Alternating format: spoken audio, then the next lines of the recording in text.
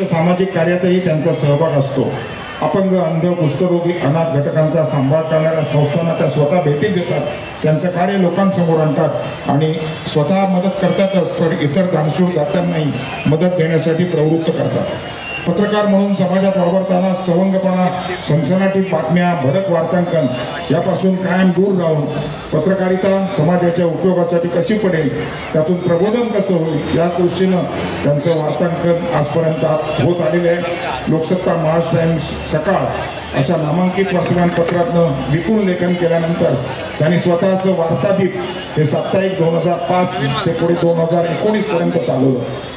19 पासून दैनिक आपलं नवं शहर या वर्तमानपत्राचे उपसंपादक, त्याचबरोबर त्याच्या YouTube वाहिनीची जबाबदारी त्यांच्याकडे आहे।